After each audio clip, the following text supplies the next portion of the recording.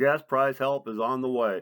Trump is not fooling around. He saw this as a problem. He's getting to it. Well, here's what the problem is, and here's what Trump is doing about it, and how long can we expect it to take before we start to see some relief from the rising prices at the gas pumps.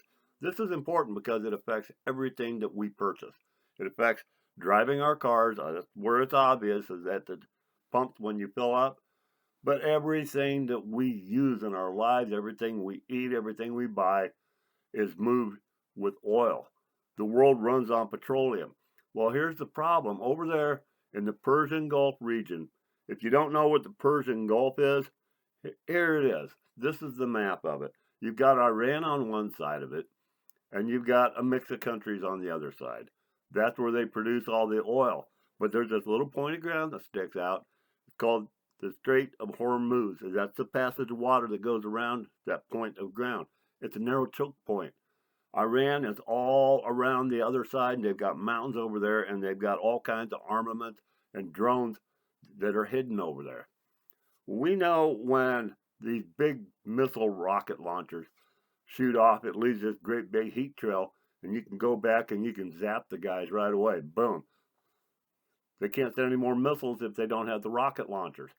However, these little drones, they can launch them a lot of different ways from a lot of different places, and it doesn't leave the big heat signal, and you can't just take them out and solve the problem because you just launch them from somewhere else. And they've got these darn things hidden all over those hills. So this has become a big problem. We've got all these oil tankers that have to come out of the Strait of Hormuz to get down into the markets where the people need them. 20% of the world oil comes through the Straits of Hormuz. That's a big piece of the market. 20%, that's 1/5. You take 1/5 of the world's oil out, of course, it's going to go up in price. 20 million barrels of oil a day is 1/5. That's what they're taking out of the market. They've got the tankers over there. They're all filled up and ready to go. A lot of them are getting out because they go up through the Suez Canal and into the Mediterranean, but that's not where all the oil is needed. Then you've got to go clear through the Mediterranean Sea, through the Straits of Gibraltar over there in Spain. That's a long way around to anywhere. It's not feasible. So we've got to get the oil flow open back up in the Straits of Hormuz.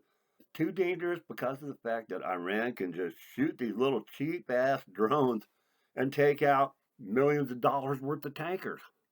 You can't do that. The people on the tankers die. The ships burn up. We can't ever use them again. This is bad. It's bad for everybody. Iran is mad at the world. They don't care who gets hurt. They're even hurting their own neighboring countries that are also Muslim countries. That a lot of these countries have been friends of theirs.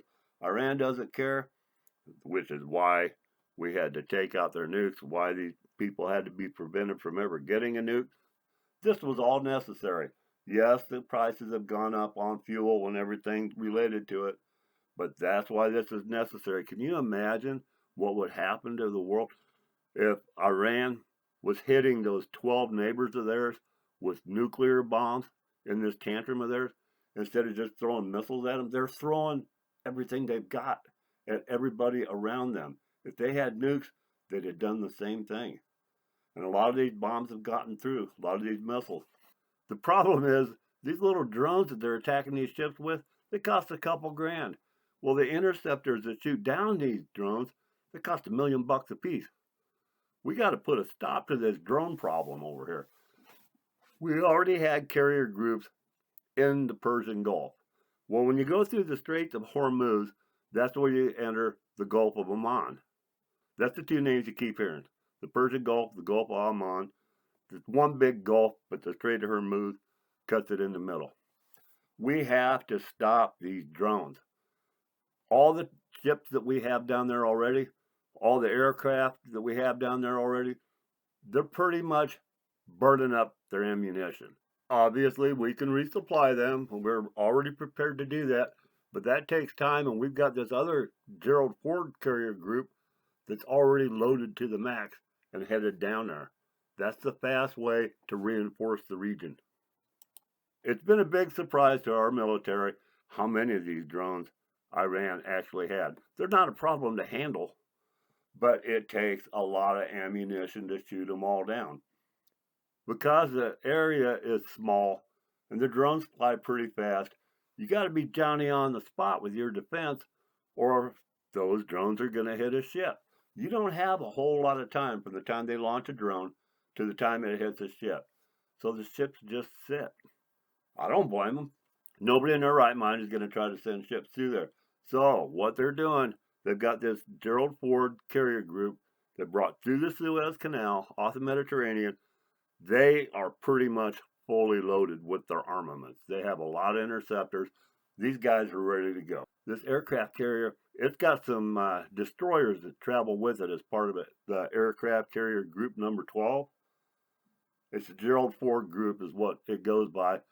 But these guys, man, these ships are just bristling with armaments. Each one of them is a war of its own. It's scary to think the capabilities of one of our aircraft carriers. It's unreal. I think what they're going to do now, from the looks of things, is they are going to try to escort some of these tankers out of there just to get the flow of oil going into the world markets again. Now, as they're escorting them out of there, they're watching that shoreline over there in Iran, and they're going to identify the areas, the zones that these drones are coming from, because they don't all come from the same location. They're scattered out throughout the hills. They will find where they're scattered from. And they're going to find out where the heck they're storing all these things, because you've got to have them somewhere. These guys are getting very good at locating these warehouses, these installations where they hide stuff. They're going to get in there, and this carrier group is going to finish the job the other carrier groups have already started and done so well at. I mean, they've been throwing missiles and bombs and our own drone attacks all over Iran for a week now. And it's been pretty much nonstop. We're expending an awful lot of ammunition. Now, those carrier groups that are already there, the other two, they aren't out of ammunition. They're running low on certain types that they need, like the interceptors. But these guys are still bristling with armaments, and they are going to continue sending those Tomahawk missiles and the planes, the bomber runs, and all that. That's going to continue. They still have plenty of ammunition for that. It's just that they need to keep doing that. They can get some assistance from the carrier group that just moved in. The Gerald Ford can worry about the drones along the shoreline as they take the tankers through. But they do have to get more interceptors to the ships that are already there. That's just, that happens in a war. You shoot stuff off, you got to replace it. That's why Trump just had a meeting with 7 of the largest military weapons contractors and told them, we want you guys to increase your production by 4 times. You need to do it yesterday. We want this stuff flowing into our army right now. We're burning up a lot of ammo. We don't know if we're going to need ammo somewhere else in the world, so it's not something we can run low on. Trump is on it. He is not fooling around, because one thing you don't do with Trump, you don't do anything to interfere with international business. The guy is still a businessman before he's a politician.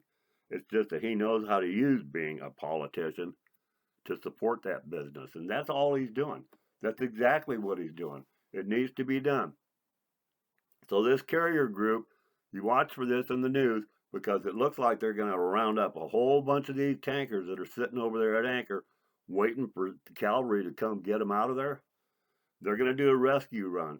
They're going to concentrate an awful lot of fire around the Straits of Hormuz. They're going to have attack helicopters in the air. They're going to have everything up in the air, flying in circles around this group of tankers, and they're going to start getting some of these guys out of there. That is going to drop the price of gas again. It's going to prevent it from rising any higher, and you're going to see prices start to fall again as international supply of oil resumes its normal levels. So, yes, we knew there was going to be a temporary problem. That was predictable, but necessary. Well, now we know what Trump is doing about it. It's not that he's just forgetting. It's not the whole economy is going to crash because we can't get oil and Iran shut us down and this was a big mistake. None of that is true. The cavalry is on the way. They're heavily armed. They're scary. And they're going to take out the rest of these drones, because another thing, too, they're running out of people that want to run these things. If you're an Iranian IRGC soldier of any kind, when you wake up in the morning, would you be feeling very ambitious right now? Yeah, a lot of them are zealous, but these people do think of self-preservation. All of them know a lot of people who have been killed in the last week. They're watching all their leaders fall. They've got to realize their own ship is sinking. They're fighting a losing battle. They know it. There's a lot of these people that are going to be abandoning everything that they're already fighting for over there. There's a lot of these people that are going to be abandoning their posts. We're going to find places over there when this is done where they've got stashes of drones they never got to because they didn't have time and the people just left. So don't worry about the gas prices. Yeah, it's ugly. Nobody likes it right now. But help is on the way in the form of this Gerald Ford Naval Carrier Group. Watch these guys light up the skies once they get to circling around these tankers and getting them through the Straits of Hormuz. That place is going to blow up. You do not want to be living on the Iranian shoreline of the Straits of Hormuz in the next week because that place is going to see an awful lot of rock turned into dust.